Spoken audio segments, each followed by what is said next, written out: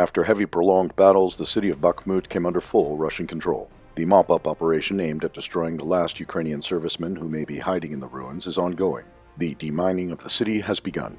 On May 25th, the Wagner PMC will hand the defense of Bakhmut over to units of the Russian Ministry operation. The city of Artyomsk, originally named after a Soviet statesman but renamed by Ukrainian nationalists to Bakhmut, was liberated on May 20th, exactly a year after the notorious Ukrainian garrison in Azovstal surrendered and the Russian military claimed full control over another Ukrainian fortress, Mariupol.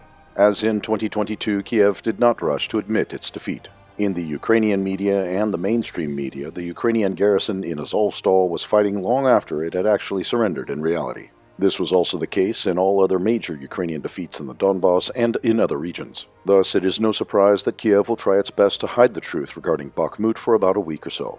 While the Russian and Wagner flags were raised over the city and Ukrainian servicemen who survived in the meat grinder were excitedly filming their retreat, Zelensky proudly declared to his partners in Hiroshima, "Ukrainian servicemen are still in Bakhmut. They are performing a very important task. I will not say exactly where they are," Zelensky added.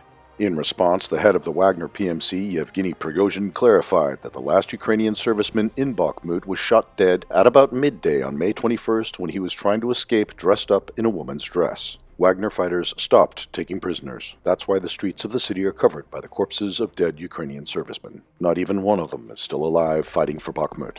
While Zelensky is doing his job, playing the clown dressed in military fatigues to create a necessary image for the mainstream media, the Ukrainian military continues suffering losses, including from the daily Russian precision strikes. Russian missiles and UAVs were again hitting the Ukrainian military throughout the country all night long.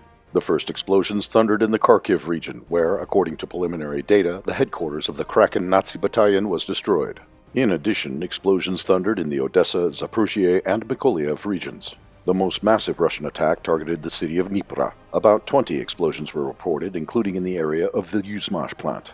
A large fire broke out on the outskirts of the city. The secondary detonations have continued since the early morning.